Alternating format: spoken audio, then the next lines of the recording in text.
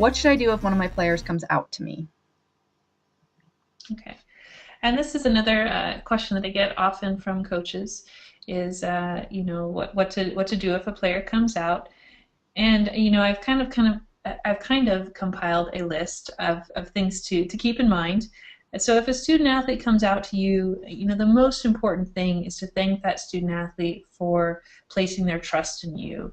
The main reasons why student athletes do not come out to coaches is their fear of discrimination and loss of playing time or position. And so you want to thank them for placing trust in you, because that's going to tell them right from the start that you are glad that they felt comfortable enough to come to you. The other thing is to assure them that their sexual orientation is not going to change how you see them or how they're treated on the team or how often they play, because again, that's one of the main fears of coming out to coaches. It's important then to ask the athlete if there's anything he or she wants you to do to support them. They may just want to tell you, and as we said over and over, sports is a lot of family-based. Teams feel like family, and they may just want you to know.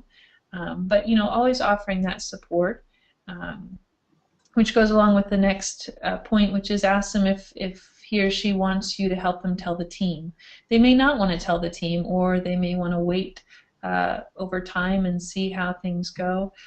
But if they want to tell the team, talking about how you might be able to help facilitate that.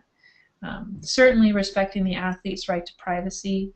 The worst thing you can do after someone has placed their trust in you is to betray that trust. And then finally, to identify gay respectful support and counseling services. This doesn't mean that if an athlete comes out to you, you need to say, okay, I've got the name of a counselor, because that kind of sends the message that there's something wrong, that they need to get fixed. It's not that. It's just the coming out process is very complex. It's going to impact the athlete in lots of different ways they may anticipate, but also ways they might not. And so if you know where these gay respectful support and counseling services are, that way if the athlete comes to you and says, I'm really struggling with this, I'm not sure what to do, you can provide those services and say, actually I read up on XYZ, and offer that to them. And so those are some things that you can do.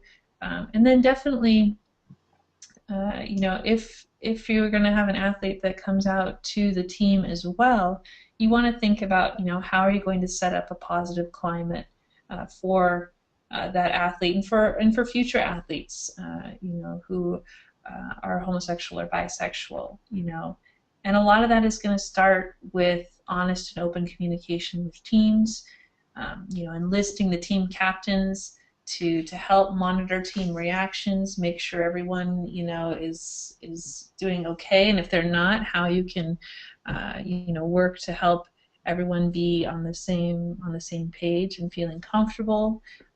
Having those captains set that positive tone of acceptance and respect.